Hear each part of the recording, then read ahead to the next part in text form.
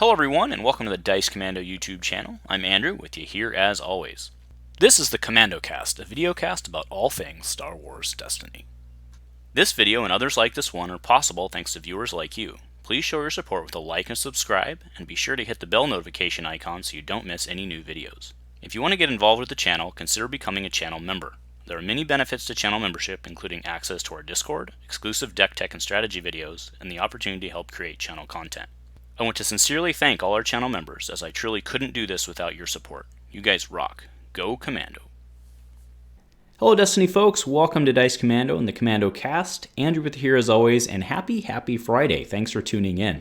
So I do want to give fair warning to certain elements of the Destiny community that you may not like what we're talking about today, or what we have to say, or what I have to say today. And I completely respect that, and you're of course more entitled to do what you want. I'd love to have you join the conversation, but I completely understand. So I don't think it's a secret to anybody that the Star Wars Destiny community is a very unique community. It's worked way to our advantage in terms of attracting new players and being welcoming, and the fact that we're still here obviously speaks to that. But there are certain elements of the community that kind of have this weird expectation, in my opinion, that basically everything in the game always needs to be playable at all times, and that when new mechanics are introduced, that they should be retconned back or applied backwards to everything that exists. So that's what I wanted to talk about today, really, was that we need to stop trying to retcon Destiny.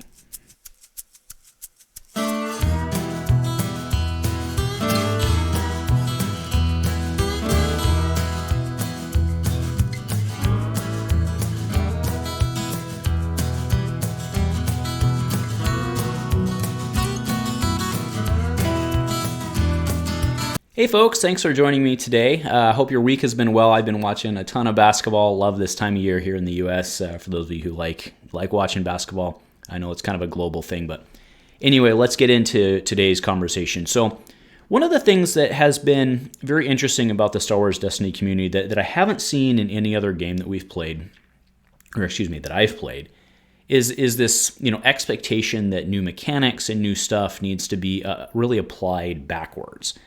And that does also go along with power creep. Now, I want to be clear, I don't think this is anybody in the community's fault. I think the expectation was actually laid by Fantasy Flight when they went back and gave the Awakenings block characters keywords, right? And that was even before they started really messing with Balance of Force, I believe. Because what was interesting about it, right, was we had already established the 2-block rotation. That had already been established, right? And we didn't start seeing cards that needed keywords until Convergence Block, the tribal type stuff. We didn't really see that until Convergence Block. But they went ahead and they kind of gave the traits to the Awakenings characters, and that was to support the infinite format. Now, I think that was a great thing for them to do. However, I mean, it's not a however, right? However implies an argument against. And I don't have an argument against it. I think it was the right thing to do. But what it did was it really set the stage for continuing to change cards backwards to make them compatible with stuff that comes after it. And then that was further supported by Balance of the Force, right? As we started to see power creep go up, what they started to do was change, especially we just saw it some in Standard, but mostly in the Infinite format. What we started to do was see them change cards backwards, right? Change the Awakening block characters specifically, to try and come up to the new Legacies and Convergence block power levels. So you saw, from a literal organized play standpoint, you saw them making changes to cards to try and make those cards more playable. So it's not too far of a stretch for someone who hasn't played other games or is new or just really loves Star Wars and their favorite character. It's not too much of a stretch for them to expect changes to continually be made going forward in perpetuity to their favorite characters or the cards that they own or whatever stake they have in the game. So I do honestly believe that it's not that the community's weird or anything like that. It's that FFG set that baseline, and that's the ongoing expectation for it. Now, I do think that there's a component of, I think, a lot of the people who are, not a lot, I think there's a fair amount of people who are in the Star Wars testing community who came from LCG and or board gaming backgrounds, who are used to having their stuff be perpetually legal. So I think that fits into it as well. But what I'm here today really to discuss is how that's just, it's just not sustainable in the long run. And we really need to move past it and kind of stop trying to retcon destiny in perpetuity. I mean, that's the thesis statement. This general expectation that, I mean, it's always a bad thing. For those of us who've played card games, specifically collectible card games, for a long time, you know that you're going to have cards in every single set that just aren't playable, right? They're just not playable even at the casual level. You're just not playing these cards, right? And we need to accept that. I mean, especially now that we're not paying for the expansions and stuff, but like, you know, you look back, even in Awakenings, there was a ton of cards that just weren't unplayable. And then you could tell yourself in Awakenings, well, maybe there'll be something in the future. And they never were. But every set had completely unplayable cards, whether it be commons, rares, or Sinjir, right? So this continual expectation that we need to keep, you know, for characters, that we need to keep balancing characters, it's just, at some point, we just got to cut bait and let go. I don't know a better way to say it, right? And that isn't just because I don't want to go through the exercise of doing it and rebalancing it, but it causes a lot of problems for the future. Now, Sinjir, let's specifically talk about him, right? Because he's the one I brought up. He's 10-13 now, and ARH decided to drop him. It's just negative balance of the Force in of itself, I think, is a really bad practice in general, because you are playing characters in an untested range. Now, that in itself is a statement, again, that bothers a lot of people. It's like, well, but they're not a problem. I get it. But I honestly believe in my heart that if FFG had been able to, during the course of this game, actually maintain a real release cadence like any other game does, that they wouldn't have, what they were doing by doing balance of the Force, what they were trying to do by negative balance of the Force, let me clarify, what they were trying to do by negative balance of the Force outside of the Infinite format. Outside of the Infinite format, what they were trying to do with negative balance of the Force was, quote unquote, shake up the meta. That was the only reason they were doing it for Standard, right? That was the only reason.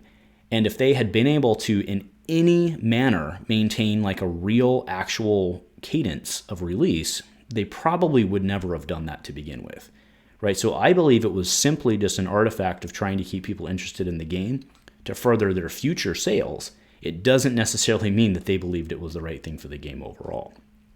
And I think that, especially now that we're in an area where people who are doing this for free are able to maintain a better release cadence, and we have cards coming out that we don't have to pay for, right? So that you don't care if there's a garbage card. I think that it's really time to leave negative balance of the Force in the rearview mirror. Let's just put it to bed, and if a character's not good enough, right, I just think it's time to let that boat sail. Now, the impetus for this discussion was, it came up, so I think it was 2 weeks ago, I had the discussion on piloting, right? And there's, we always have these comments, it's like, it's dumb that not all pilots have piloting. But no, it's not, right? There's no other game on the planet that's been in creation that has applied a new mechanic to all existing cards, right? I mean, I don't want to keep going back to Magic because I know that has sensitive subjects with people. But if they introduce a new keyword, they don't automatically go back and add that keyword to 1,500 other cards just to make them more playable, right? They go figure out that keyword or that trait or whatever within that block, and then we move on. And I think that's what we need to just kind of deal with, is that a new mechanic is designed in a vacuum to be itself. That doesn't mean that all existing cards have to have it. And remember, rotation is a thing. And I also, and actually now that I'm thinking about this, I'm actually betting that a large amount of the people that have problems with this are also the anti-rotation crowd, is actually what I'm thinking. But again, right, part of these new mechanics coming in is that they eventually can rotate out, right? And let's say down Magical Fairyland that when we do introduce a new mechanic, we do retcon everything. For that mechanic to rotate out and go away, you'd then have to unretcon everything, right? Or re-retcon, whatever the word is, right? But my point here is it's okay to introduce a mechanic that plays within a silo, right? And by a silo, I mean within its own design space, right? They say, all right, we're going to introduce pilot in covert missions. We're going to introduce piloting. It's going to have 12 cards, 12 event and support cards, or 12 event and upgrade cards that support it. It's going to have 6 characters, and we're going to release a number of vehicles. They can work with any vehicles, but we very much siloed how this is going to work. That is, folks, that is how piloting hit. And yes, maybe, we knew Wedge was coming out, or we didn't know, right? Wedge was coming out in Wild Horizons. He had piloting. Maybe there was one other in there that had piloting. I don't remember, right? But we saw Wild Horizons. It wasn't going to be a huge part of that set, right? So it was really a mechanic that was being introduced for a short period of time to change the meta, right? With the expectation that because we release a new mechanic, everything in the game has to go back and get piloting, blows everything up. It just doesn't make sense from a balance standpoint, and it doesn't even make sense from a game standpoint, right? So, I mean, I know I'm harping on the piloting thing, but I think that's the perfect example. And, even if you were to go back to, the character subtypes, would the game really have been broken if the Awakenings block characters didn't get keywords? Like if Jedi Knight Luke was not made a Jedi, there would have been zero impact to the standard format game. And in any other game with the infinite type format, you would just wait for the new cards to be released and he wouldn't have that impact. Now, again, I want to be very clear. I have no problem with them going back and subtyping the Awakenings characters. Like, I think that was the right thing to do, and I think most of us think that was the right thing to do. It's just, it was something they didn't have yet. But setting that expectation that because something new was introduced, that everything had to be waterfalled for that, I think really put the game in a rough spot future-wise, right? I mean, we introduced, or not we, the Renewed Hope guys introduced Detect and the Spy subtype in Faltering Allegiances. I haven't heard very many people clamoring that we should go back and put Spy on people. But by the same argument of piloting, you could, right? You could very easily make that argument. So my takeaway from this is that it's time to just kind of understand that new stuff's going to get introduced, and that doesn't mean that we need to go back and change the game. Not only, on top of that, just from a principle standpoint, it's going to completely, if we have to go back and make changes every time something new is introduced, Infinite, just throw it in the trash can. There's just no point in even trying to manage the Infinite format. And you shouldn't, in that case, you shouldn't even play erratas, just play everything as it's printed, and then you and your buddy can just, crack a beer and throw it on each other and then go home, because what's the point, right? But little rant over. It's becoming almost a little frustrating trying to have these conversations. Sometimes characters are going to be unplayable, and it's okay. And just because you have a Destiny card from Spirit of Rebellion, Jyn Erso, for example, just because Jyn's not very good doesn't mean that just because Jyn was printed doesn't mean there's an obligation that Jyn needs to be good, I guess is my thing, right? And especially going forward, putting that expectation, let's say in Magical Fairyland that expectation is enforced, and ARH says, you know what, anytime we make a new mechanic, we're going to go back and we're going to fix it for every card that's ever been printed. You don't want that, right? Even the person who wants everything retcon doesn't want that. And what that really means they want is they don't want new stuff to be created. That's the only logical conclusion, because the only way that you can create new stuff is to change stuff. And if the expectation is that a change has to be going all the way back, it's just completely unmanageable. And I think everybody realizes that. So the logical conclusion is just don't ever change anything. And that's not a sustainable future model either, right? So anyway, like I said, I know that there are some elements who are listening to this and completely disagree. And I completely respect your opinion. I completely understand why you believe what you believe. I just don't think that it's a sustainable model for the future of Destiny.